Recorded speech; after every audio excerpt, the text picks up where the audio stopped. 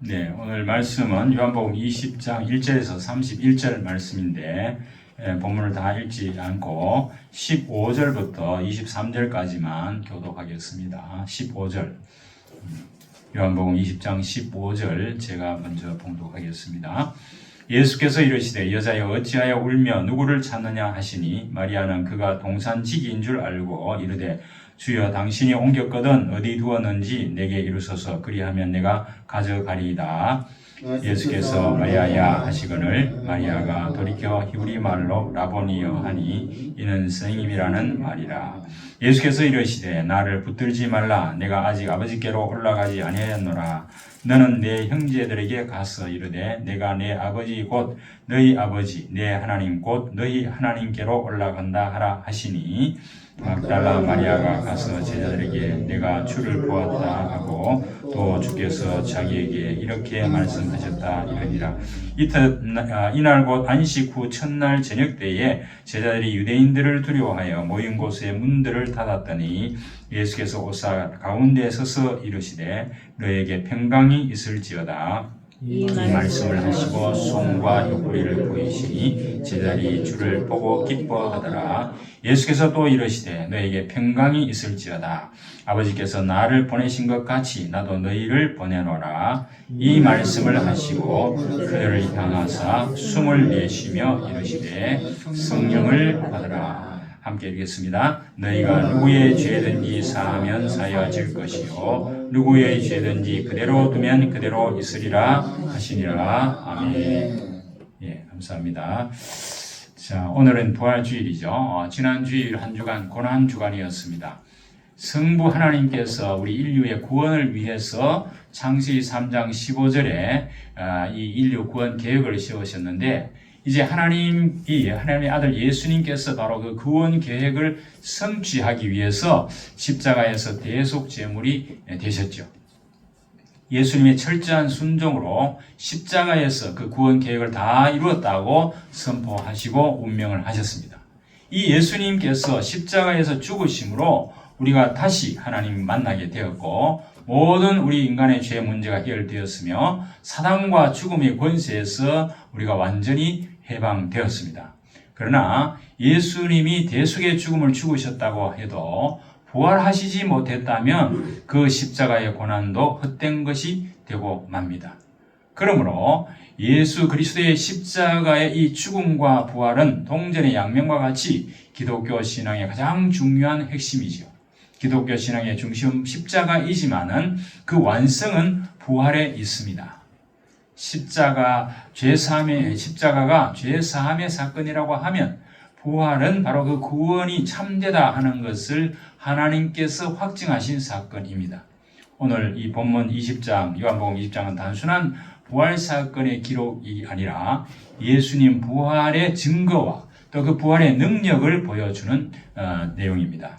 이 부활의 증거와 능력을 오늘 본문을 통해서 살펴보면서 하나님께서 주시는 이 부활의 은혜를 함께 나누기를 원합니다. 첫 번째입니다. 예수 그리스도의 부활의 증거를 몇 가지 살펴보겠습니다. 그 첫 번째는 예수님의 부활은 하나님께서 이미 예정하신 그런 인류 구원 사건이다 하는 건데 구약 성경에 부활에 관한 예언이 많이 있지만은 그 중에 시편 16편 10절에 보면 이는 내 영혼을 수월에 버리지 아니하시며 주의 거룩한 자를 멸망시키지 않으실 것임이니이다. 이 말씀이 나옵니다. 베드로는 오순절 설교 도중에 이 시편 16편 10절을 그대로 인용을 해서 다윗이 벌써 예수님의 부활을 구체적으로 예언했다. 이렇게 설명을 했습니다. 다윗은 예수님을 본 적이 없지만은 벌써 시편에서 예수님이 오셔서 이렇게 스올에 버리지 아니하며 스올이라고 하는 지옥을 말하고 그 당시 유대인들은 아주 땡 깊은 곳으로 그렇게 생각을 했습니다. 주의 거룩한 자 바로 예수님이죠. 멸망시키지 않으신다 하는 것을 다윗이 이렇게 예언한 것을 그대로 인용을 해서 베드로가 오순절 설교에서 바로 이 부활 설교를 했죠. 시간적으로 보면 이 예수님이 부활하신 후에 한 50여일밖에 되지 않는 그때에 이 베드로가 예수님이 바로 구약에서 예언한 그 예수님이 이 땅에 오셔서 십자가에 죽으시고 부활하셨다 하는 사실을 아주 강하게 이야기를 했습니다. 아마 그때에 그 예수님을 반대하던 많은 사람들이 있었습니다. 그 유대인들이나 서기관이나 바리새인들이나 랍비들이나 또는 유대인들이 많이 있었는데 이것이 만약 사실이 아니었다고 하면 베드로는 당장 그 자리에서 돌에 맞아 죽었을 겁니다. 그러나 반대로 이 베드로의 부활 메시지를 듣고 그것이 사실이었기 때문에 이 유대인들의 가슴을 치면서 형제들아 우리가 어찌할꼬 하며 통에 자복하고 3,000명, 5,000명이 예수님을 구주로 영접하는 엄청난 일이 벌어진 것을 우리가 사도행전에서 찾을 수 있습니다. 이처럼 예수님의 죽음과 부활은 아담 하와의 범죄 이후에 바로 창세기 3장 15절에 주님이 약속하신 그 인간 구원 계획의 예언이 그대로 성취된 사건이다 하는 사실입니다. 그 다음에 두 번째 증거는 예수님의 부활은 예수님 스스로가 예언한 대로 성취된 사건이라는 겁니다. 사람의 인격은 보통 그 사람이 하는 말로 나타나죠. 예수님이 하신 말씀의 내용이 거짓이었다고 하면 우리는 예수를 믿을 수가 없습니다. 그런데 예수님께서 평소에 말씀하신 대로 부활하셨다고 하면 우리는 우리는 구주로 하나님의 아들이요 구주로 우리가 영접할 수가 있겠지요. 요한복음 11장 25절 26절의 말씀에 보면 죽은 나사로를 살리러 오시는 예수님이 그 여동생 마르다에게 하신 말씀이 있는데 그 말씀이 나는 부활이요 생명이니 나를 믿는 자는 죽어도 살겠고 무릇 살아서 나를 믿는 자는 영원히 죽지 아니하리니 이것을 내가 믿느냐 이렇게 말을 했습니다. 마르다는 그때 뭐라고 말합니까? 이 나사로가 이미 죽은 지 나흘이나 됐기 때문에 나중에 예수님이 오실 때 재림하실 때 살아날 줄은 내가 믿습니다. 그렇게 고백을 했지만 예수님 바로 나사로 무덤으로 가자 해가지고 나사로가 나오너라 이렇게 말했을 때 나사로가 그대로 뚜벅뚜벅 걸어 나온 놀라운 사실이 기록이 되어 있습니다. 그래서 이 예수님이 바로 부활이고 생명이다. 나를 믿는 자는 이 나사로처럼 죽어도 산다. 그리고 영원히 죽지 아니한다. 이렇게 말씀하신 그대로 예수님 스스로가 부활하셨다 이 말입니다. 마태복음 16장 21절에도 보면 저들에게 예루살렘에 내가 올라가면 그 장로들과 대제사장들과 서기관들에게 많은 고난을 받고 내가 죽임을 당하고 제3일에 내가 살아난다. 그 말씀을 제자들에게 미리 했습니다. 만약 예수님이 이 말이 부활하지 못했다고 하면 제자들에게 한 이 말이 다 거짓말이 되고 말겠죠. 만약 예수님이 창세전부터 계셨던 하나님이 아니었고 그가 우리의 중보자가 아니었다고 하면 이처럼 자신의 죽음과 부활 후의 활동까지 정확하게 예언할 수가 없었을 겁니다. 그래서 예수님은 공생의 3년 동안 내내 자신의 부활을 예언을 했습니다. 그리고 그 예언은 실제로 오늘 성취가 된 겁니다. 예수님 죄 없으신 분이었기 때문에 우리 죄를 대신하여 죽으셨지만은 살아나심으로 그가 무죄하다 하는 것을 증명하셨고 그가 하나님이라는 사실을 증명하신 겁니다. 그래서 이 예수님 스스로가 예언한 대로 부활을 하셨다 하는 것이고 세 번째 증거는 예수님의 부활은 이제 제자들과 수많은 사람들이 그 부활의 사실을 목격했다 하는 역사적인 사실입니다. 고린도서 15장에 나옵니다. 사복음서에 보면 예수님의 고난과 십자가 죽음과 부활을 자세히 쓰고 있는데 부활하신 날 아침 무덤에 찾아온 이 막달라 마리아 또 야곱의 어머니 마리아 그리고 살로메가 예수님이 시체에 넣으려고 방부제인 향품과 향유를 가지고 무덤으로 찾아왔죠. 이것은 금요일 날 예수님이 오후 3시에 운명하셨기 때문에 그 유대인들이 이제 오후 한 6시 해가 될 때가 되면은 안식일이 시작되니까 빨리 이 예수님을 십자가에서 내려서 무덤에 묻어야 된다. 그리고 불과 한 3시간 정도 사이에 예수님을 내려가지고 이렇게 매장을 해야 되기 때문에 굉장히 서둘러서 예수님을 이제 이 무덤에 묻었겠죠. 그러니까 이 이제 막달라 마리아 등은 혹시 예수님의 그 시신이 이렇게 빠르게 이렇게 했기 때문에 그 시신의 방부제 이 향품을 넣어야 되겠다 이런 생각을 가지고 그 예수님의 시체의 향품을 넣기 위해서 이렇게 찾아온 겁니다. 그런데 문제는 이 이스라엘의 무덤은 돌로 막혀 있잖아요. 무덤 문에 그 돌을 과연 우리가 가는데 누가 굴러주겠느냐 걱정하면서 갔습니다. 그런데 가보니까 바로 이 돌을 굴러낸 천사가 이들에게 말하죠. 예수님이 말씀하시던 대로 살아나셨고 갈릴리로 가셨으니까 이 사실을 제자들에게 알리라. 그렇게 했습니다.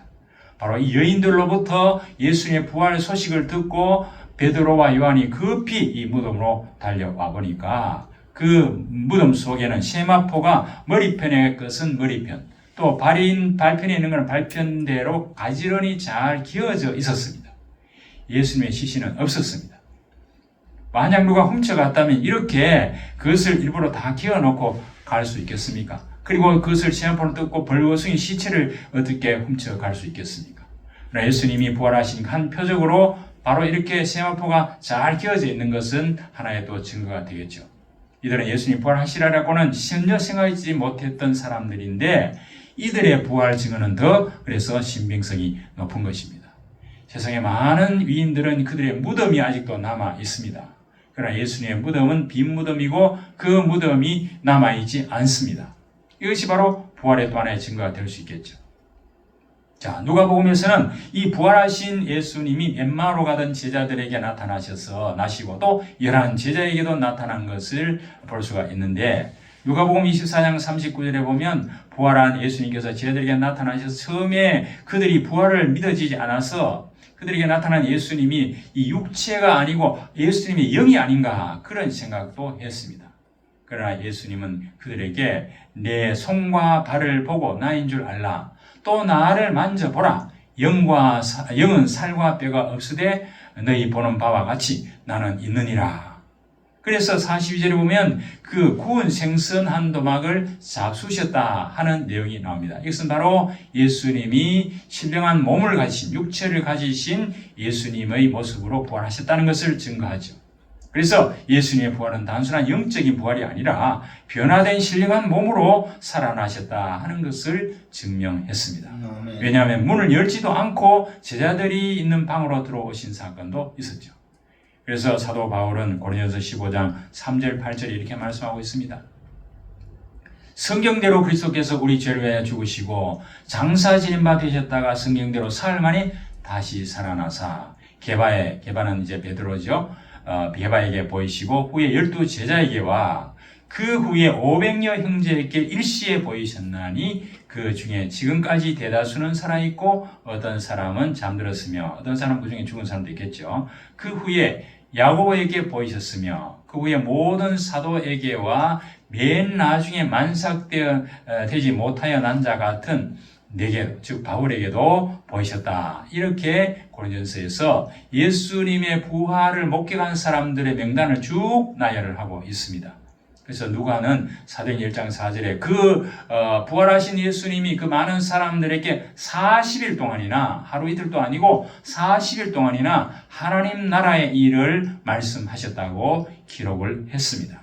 이처럼 예수님의 부활 사건은 그 당시 부활을 본 수많은 증인들이 목격한 너무나 구체적이고 역사적인 사실이라 하는 사실을 사복음서에서 기록하고 있습니다. 자, 이렇게 예수님이 부활하신 증거를 성경은 이렇게 말씀하고 있습니다. 큰 두 번째로 그렇다면 이 예수 그리스도의 부활의 능력은 어떠한가? 예수님이 부활함으로 우리에게 어떤 유익이 있느냐 그 말이죠. 첫 번째는 예수님의 부활을 통해서 믿는 성도들의 죄사함과 영생을 확증하셨다. 예수님 왜 부활하셨습니까? 주님의 부활은 그분의 신성과 무죄성을 모든 이제 믿는 자들의 죄사함과 영생이 완성됐다 하는 것을 보증하기 위함이다. 그래서 로마서 1장 4절에 보면 성결의 영으로는 죽은 자 가운데서 부활하사 능력으로 하나님의 아들로 선포되셨으니 곧 우리 주 예수 그리스도시니라고 했습니다. 로마서 6장 5절에도 만일 우리가 그의 죽으심과 같은 모양으로 연합한 자가 되었으면 또한 그의 부활과 같은 모양으로 연합한 자도 되리라. 8절에 만일 우리가 그리스도와 함께 죽었으면 또한 그와 함께 살 줄을 믿노라. 무슨 말씀입니까? 예수님이 죽고 부활하신 것과 같이 우리도 그리스도와 연합되어서 다시 부활할 수 있다 하는 말씀을 하고 있습니다. 그래서 예수님의 죽으심과 부활을 믿고 예수를 구주로 영접한 자에게는 누구든지 이 죄와 죽음에서 해방될 뿐만 아니라 영원한 생명의 복을 얻을 수 있다. 그렇게 말씀하고 있습니다. 그리스도의 부활을 통해서 우리 하나님 앞에서 우리는 죄인이 아니고 의롭고 완전한 자로 당당하게 설 수 있게 되었다 하는 겁니다. 그래서 내가 할 수 있는 일은 아무것도 없고 다만 자신이 죄인이었음을 고백하고 이 복음을 받아들이기만 하면 되는 것이니까 얼마나 큰 은혜가 되겠습니까? 그래서 사도 바울은 고린도서 15장 14, 17절에 그리스도께서 만일 다시 살아나지 못하셨으면 우리가 전파하는 것도 헛것이요 또 너희 믿음도 헛것이며 우리가 하나님의 거짓 증인으로 발견될 것이며 너희의 믿음도 헛되고 우리가 여전히 죄 가운데 있을 것이다.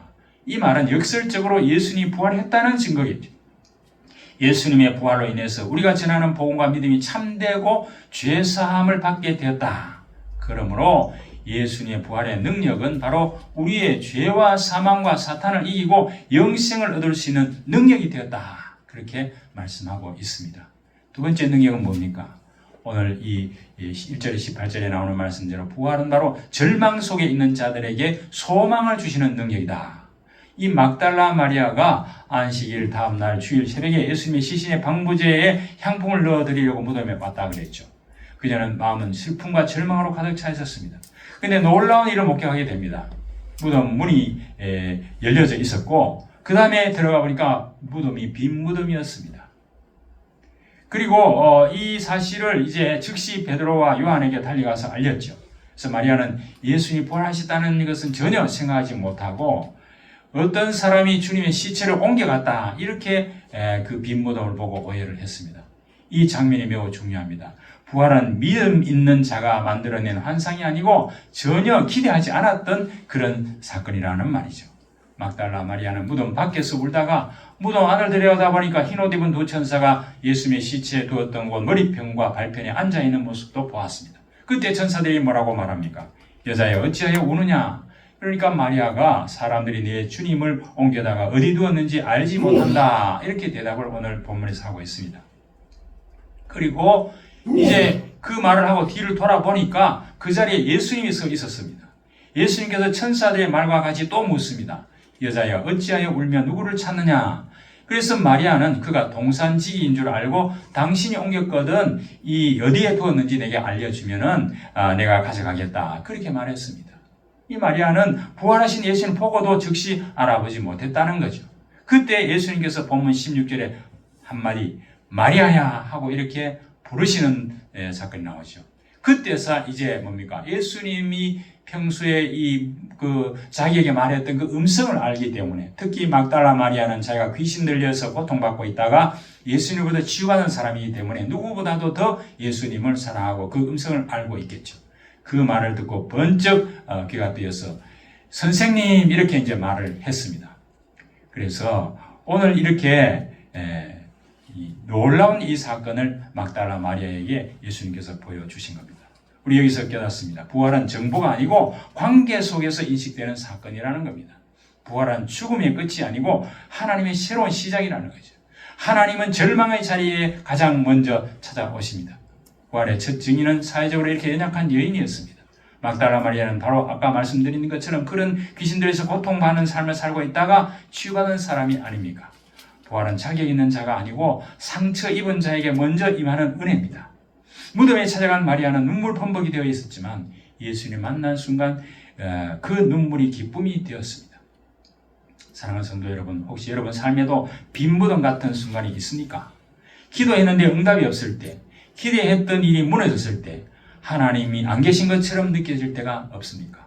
그러나 그 빈자리가 바로 부활의 시작점이 될 수 있습니다. 주님은 오늘 또 여러분의 이름을 친히 부르시면서 찾아오신다는 것을 믿으시기 바랍니다. 그 다음 세 번째는 부활은 두려움 속에 있는 자에게 평강과 사명을 주신다. 19절에서 23절에 나오죠.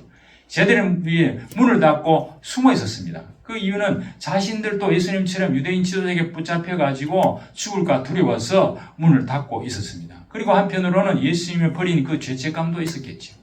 그때 예수님이 오셨습니다. 문이 잠겨져 있는데도 그대로 들어오셔서 첫 마디가 너희에게 평강이 있을지어다 이렇게 말씀했습니다. 이 말씀은 단순한 인사가 아니죠. 십자가와 부활을 통과한 주님의 능력 있는 축복의 선언입니다. 우리에게 없는 것은 평안입니다. 주님이 주시는 평안이 참 평안이다고 우리는 말씀을 통해서 알고 있습니다.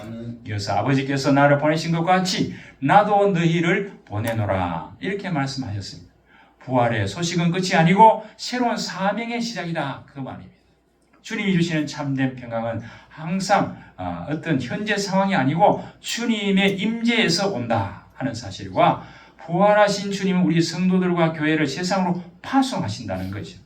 성령을 오늘 여기 보면 성령을 받으라 그렇게 또 말씀하셨죠. 그래서 누구의 죄든지 사하면 사해지고 누구의 죄는 그대로 두면 그대로 있으리라. 우리가 예수를 전해서 그들이 예수 믿게 되면 죄 사함을 받을 수 있고 믿지 않으면 그 죄 때문에 지옥 형벌을 받는다는 것을 저희들에게 말씀하고 있는 겁니다. 그래서 바로 주님이 주신 이 참된 평강이 현재 상황이 아니고 주님의 임재에서 오는 것이고 부활하신 주님 우리 성도들과 교회를 세상으로 파송하신다는 겁니다. 성령을 부어주심으로 이 사명을 감당하게 하십니다. 그래서 부활한 두려움을 제거하고 사명을 부여해주는 그런 사건이다. 성도 여러분, 우리도 문을 닫고 살아갈 때가 없습니까? 실패가 두렵고 사람의 시선이 두렵고 미래가 두려워서 문을 닫고 살아갈 때가 있지 않습니까? 그러나 부활하신 주님이 본 20절 말씀처럼 너희에게 평강이 있을지어다. 아버지께서 나를 보내신 것 같이 나도 너희를 보내노라 이런 말씀을 하십니다. 부활신앙은 숨는 신앙이 아니고 앞으로 나아가는 신앙이고 선포하는 신앙이라고 하는 사실입니다. 네 번째로 부활은 의심하는 자에게 확신을 주시는 능력이 있습니다. 24절에서 31절까지 나오는데 예수님 12제자 중에 도마는 부활한 예수님이 제자에게 처음 나왔을 때는 함께 있지 않았기 때문에 다른 제자들이 예수님을 부활한 것을 보았다고 하니까 본문 25절에 뭐라고 말합니까? 나는 손을 만져보지 않고는 예수님의 손가락과 또 그 옆구리에 내가 이것을 손을 넣어보지 않고는 믿지 못하겠다 그런 말을 했죠. 그때 여기 뭐라고 말합니까? 내가 그의 손의 못자국을 보며 내 손가락을 못자국에 넣으며 내 손을 그 옆구리에 넣어보지 않고는 믿지 않겠다 이렇게 말했습니다. 이 말은 불신앙이라기보다는 상처 입은 마음의 표현이겠지요. 예수님은 8일 후에 다시 도마에게 나타나셨습니다. 27절처럼 도마에게 말씀하십니다. 내 손가락을 이리 내밀어 내 손을 보고 내 손을 내밀어 내 옆구리에 넣어보라. 그리하여 믿음 없는 자가 되지 말고 믿음 있는 자가 되라. 예수님께서는 놀랍게도 이 도마를 책망하지 않고 그의 방식대로 만나 주셨다는 사실입니다. 그때 도마는 즉시 나의 주님이시오 나의 하나님이십니다 라고 진정한 믿음을 고백했습니다. 부활한 예수님을 직접 자기가 목회했기 때문에 그 예수님이 바로 하나님이라고 하는 사실, 그가 바로 나의 주님이라는 사실을 도마가 고백을 했습니다. 도마는 부활하신 예수님을 직접 목격하고 그가 하나님 되심을 고백했습니다. 이처럼 부활은 역사적인 사실이고 처음 가능한 사건이었다는 겁니다.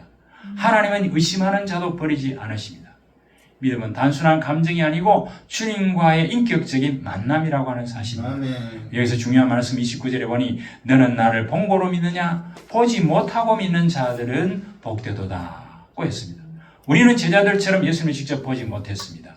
그러나 신실한 하나님의 언약의 말씀을 통해서 성령이 깨닫게 해주심으로 예수님이 죽고 부활하셨다는 사실을 우리는 지금 믿습니다. 지금도 주님의 영인 성령께서 나와 동행하시고 나를 인도하신다는 사실을 확신하고 주신 사명을 우리가 감당하려고 합니다. 도마는 보고 믿었지만 우리는 말씀과 성령으로 주님의 죽음과 부활을 믿고 확신합니다. 혹시 여러분 가운데 도마처럼 의심이 없습니까? 하나님이 살아계시는가? 내 삶에 역사하시는가? 예수님이 정말 부활하셨는가? 이런 의문이 남아 있습니까? 괜찮습니다. 주님이 의심하는 자에게 찾아오셔서 믿는 자가 되라고 말씀하시기 때문입니다. 부활은 의심을 정죄하지 않고 믿음으로 이끄는 은혜와 사랑의 놀라운 사건이라는 사실입니다. 말씀을 정리하겠습니다. 인간의 가장 큰 문제가 뭡니까? 바로 죄와 죽음의 문제입니다. 이 죄와 죽음의 문제를 예수님의 십자가와 부활을 통해서 완전히 해결해 주셨다고 성경은 말하고 있습니다. 예수님이 죽었다가 부활하심으로 그가 신성을 가진 하나님임이 증명되었습니다. 예수님께서 나를 믿는 자는 죽어도 살겠고 라고 하시면서 예수님의 부활이 바로 우리의 부활이 된다는 사실을 확증해 주셨습니다. 사랑하는 성도 여러분, 요한복음 20장은 우리에게 분명히 말합니다. 부활은 단순한 사건이 아니고 지금도 우리의 삶을 변화시키는 능력이라는 겁니다. 예수님의 부활은 예수 믿는 성도들에게는 죄와 죽음의 권세를 이기고 영생을 주시는 능력이 되었고, 이 막달라 마리아에게는 절망에서 소망을, 제자들에게는 두려움과 그 두려움에서 사명을, 그리고 도마에게는 의심에서 확신을 주는 그런 능력이 되었습니다. 이제 성도 여러분의 절망 속에 부활이 시작이 됩니다. 여러분의 두려움 속에서 주님이 들어옵니다. 여러분의 의심 속에서도 믿음은 자랍니다. 예수는 죽은 자 가운데서 살아나셨습니다. 지금도 살아계셔서 성도 여러분들의 이름을 부르시면서 두려워하지 말라, 평강이 있을지어다, 나를 믿으라고 지금도 선포하고 계십니다. 하나님 우편에서 우리가 이 부활의 복음을 믿고 세상에 선포하기를 기도하고 계십니다. 그런데 예수님의 부활은 죽음을 통과한 후에 온 승리죠. 지난 1월에 기독교 윤리실천운동 조사해 보니까 만 19세 이상 한 7,600명 정도 심층 면접을 했는데 비종교인의 60%, 비종교인 60%나 되는데 그 중에 51%가 과거에 개신교를 믿었다라고 응답을 했다는 겁니다. 한국교회를 신뢰한다는 응답은 19%, 호감이 가는 종교는 불교가 15%, 천주교가 11%인데 비해서 개신교는 6%밖에 되지 않았습니다. 이게 무엇을 말합니까? 이제 교인들이 예수님을 세속적인 욕망 충족의 수단으로 삼았기 때문이 아닌가? 목회자도 마찬가지입니다. 우리는 우리 자신의 이기적인 욕망을 위해서 하나님을 수단으로 삼고 있는 것 아닙니까? 그래서 자기가 자기의 이익이 된다면, 베드로가 3번 부인했지만 나는 30번 부인해서라도 내가 이익이 된다면 예수 이름 팔아가지고 그것을 하겠다는 그런 세태가 아닌가 하는 겁니다. 그래서 우리는 이제 이 이기적인 욕망을 버리고 주님을 위해서 희생하고 자기 욕망을 죽임으로써 주님의 부활을 다시 체험해야 되겠습니다. 여러분 모두 이 부활의 복음을 주님 오실 때까지 증거하는 부활의 증인들이 다 되시기를 주의 이름으로 축복합니다. 아멘. 기도하겠습니다. 아버지 하나님 감사합니다.